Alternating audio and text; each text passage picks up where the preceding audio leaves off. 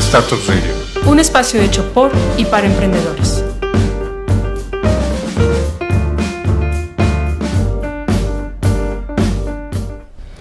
My name is Morten Primdahl. I'm one of the 3 founders of Zendesk and CTO.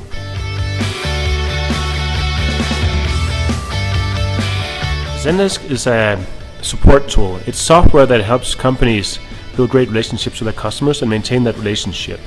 An example of a use case is, let's say you're a customer of Seguro Inteligente, which is one of our customers.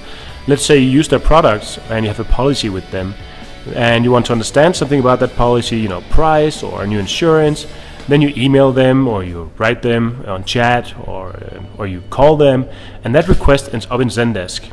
So what happens then is your request gets routed to a person who's qualified to give you a good response. And that process is handled by Zendesk. So we maintain the communication channel between companies and customers.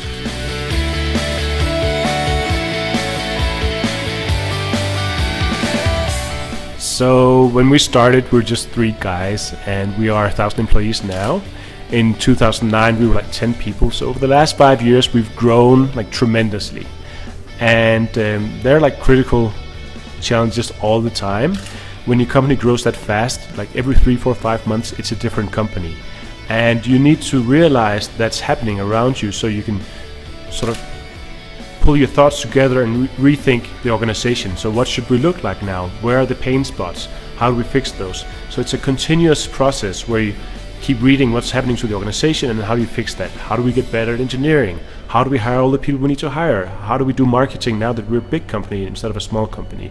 So we have these challenges, and success, victories, a lot of it.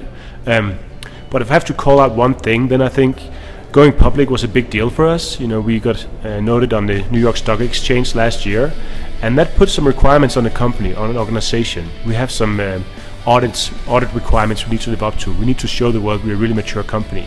And getting to that point was a lot of effort, but also felt so great, because all of a sudden you really have your independence as a company.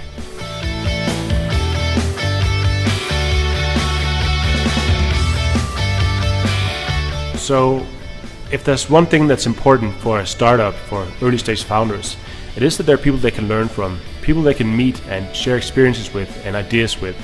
So they get inspired, so they realize, hey, they could do this, so can I. And I think that's super important for any startup community, that's presence. So what we can do is we can come here, help arrange these things. We can invite other startup founders to come and share their knowledge, such that people here will get inspired to start their own companies and run their own businesses. What's in it for us, on the other hand, is that we get to understand what happens in the entrepreneurial environments in Mexico. It's an important part of our business to be in Latin America and in Mexico specifically. So we can see what are the trends here, what are people thinking, what are the startups thinking, what are the next things coming. So I really think it's like a give and take relationship.